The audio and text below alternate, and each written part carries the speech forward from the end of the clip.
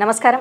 ప్రస్తుతం మనతో పాటు ప్రముఖ ఆధ్యాత్మికవేత్త, ప్రముఖ జ్యోతిష్య వాస్తు పండితులు ఉమామహేశ్వరరావు గారు ఉన్నారు. వారితో మాట్లాడిద్దాం. నమస్కారం గురుగారు. ఆయుష్మాన్ భవ. గురుగారు, ఏప్రిల్ నెలలో మరి ధనుసు రాశి వారికి ఎలా ఉండబోతుందో తెలియచేయండి. శ్రీ క్రోధినామ సంవత్సరంలో ధనుసు రాశి వారి యొక్క ఫలితములు శుభ ఫలితములు ఎక్కువగా ఉన్నాయి. వీరికి ఆదాయం 11, వ్యయం వచ్చి 5, రాజపూజ్యం వచ్చి 7, అవమానం వచ్చి 2. ఇటువంటి పరిస్థితుల్లో ఉంది. ఇక్కడ జాతక రీత్యా చెప్పుకోవాలంటే ఉపయోగకరమైన పరిస్థితులు ఎక్కువగా ఉన్నాయి.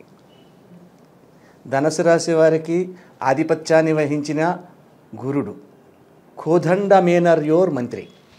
ధనస్సు మీనరాశులకు ఆధిపత్యాన్ని వహించిన వారు బృహస్పతి గురుగ్రహం. గురువు శుభతత్వాన్ని సూచించబడుతుంది. శత్రుస్థానములో ఉన్నా కూడా మైత్రీభావ విధానంగా ఉండే పరిస్థితులు కలిగి ఈ ధనుసు రాశి వారికి అత్యధికమైన శుభ ఫలితములు ఇస్తున్నారు. గురుతత్వంలో చెప్పుకోవాలంటే ముఖ్యంగా చతుర్విధ ఫలప్రదాత గురువు.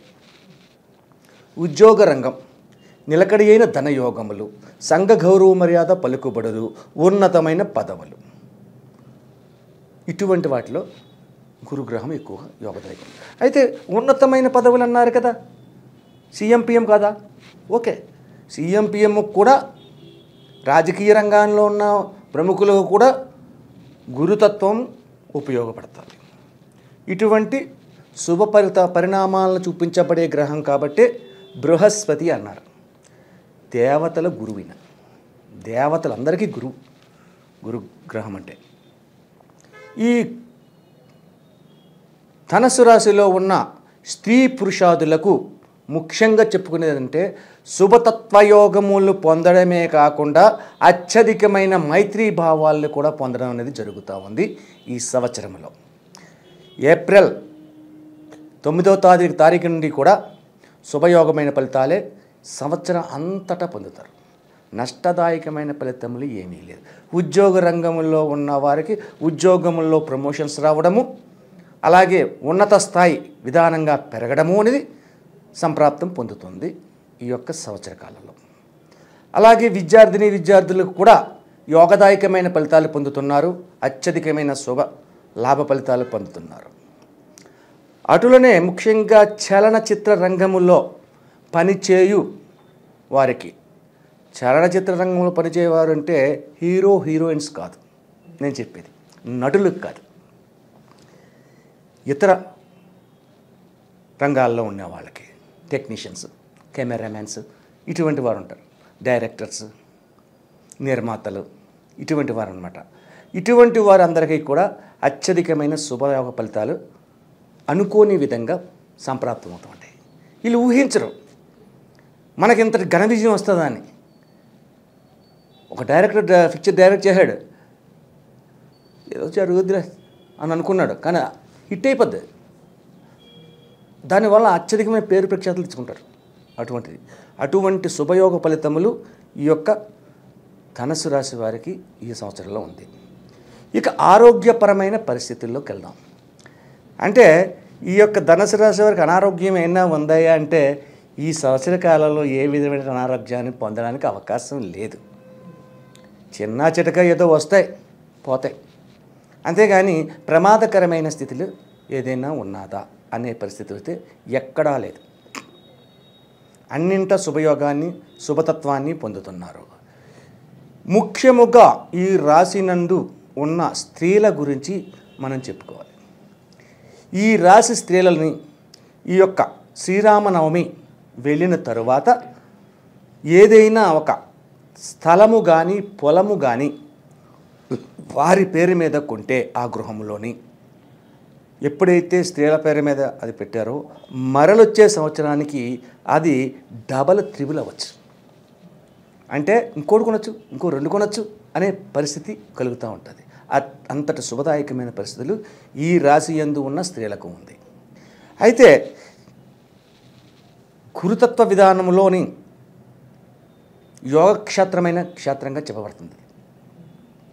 అందువలన ఈ రాశి వారికి ఏ విధమైన నష్టములు కానీ, కష్టములు కానీ, అవరోధములు కానీ, అపజయములు కానీ పొందడానికి అవకాశం ఎక్కడా లేదు. ఆ అవకాశం ఉంటే ముందే మనం చెప్పుకుంటాం. అంటే శుభ ఫలితమైన యోగములు అన్ని రంగముల వారికి యోగదాయకులు. మరి కోర్టు సమస్యల నుంచి బయటపడే అవకాశం ఉంది అంటారా? కోర్టు సమస్యలు అంటే ఇక్కడ ఒక విషయం గమనించాలమ్మా.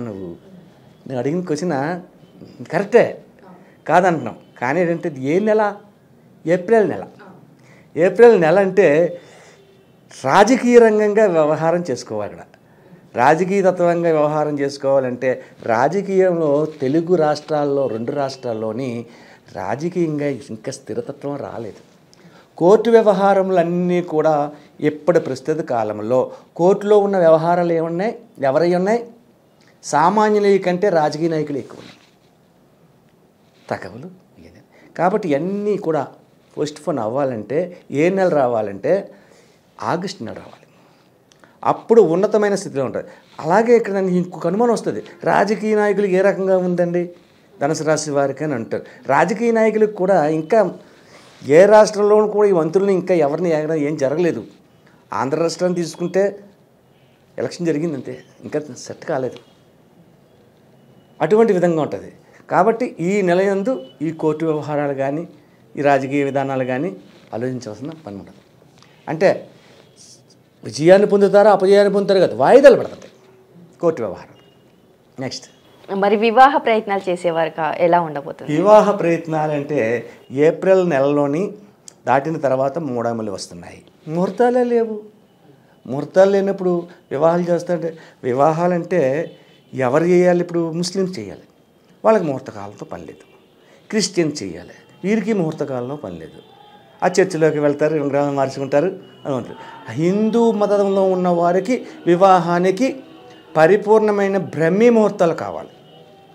కాబట్టి ఆ ముహూర్తకాలం గురించి ఆలోచన అప్పుడే కాదు, శ్రీరామనవమి వెళ్ళిన తర్వాత ఆలోచించాలి. శ్రీరామనవమి ముందు హిందూ మతంలో ఏ ఒక్కరూ వివాహం చేసుకోరు.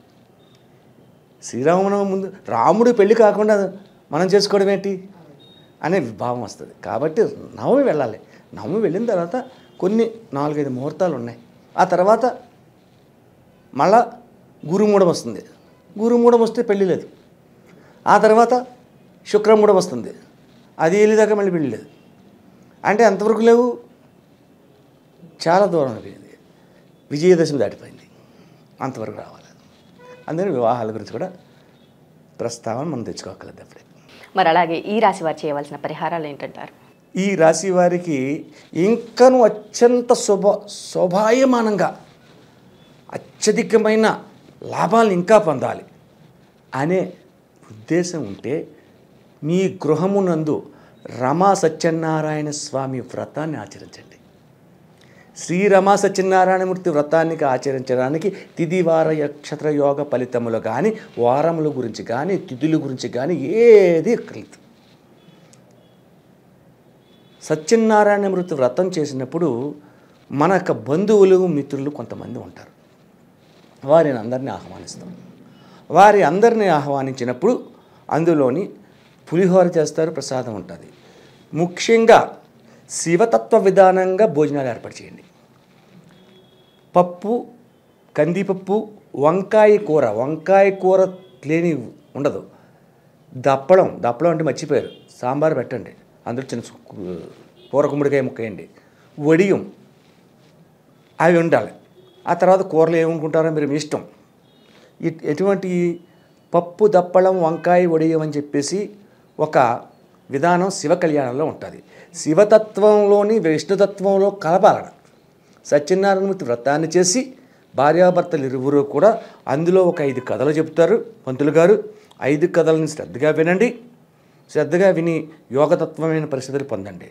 సరే, సత్యనారాయణమూర్తి వ్రతం అంటే సంవత్సరానికి ఒకసారి చేపిస్తారు, ఏదో మధ్యలో మీరు చేయిస్తారు. మొట్టమొదట శ్రీరామనవమి వెళ్ళిన తర్వాత చేయించుతారు. ఆ తర్వాత ఇంకా చాలా నెలలు ఉన్నాయి కదండి, ఇంకా మరి సరిపోద్దా అనే ప్రశ్న కలగడానికి అవకాశం ఉంది.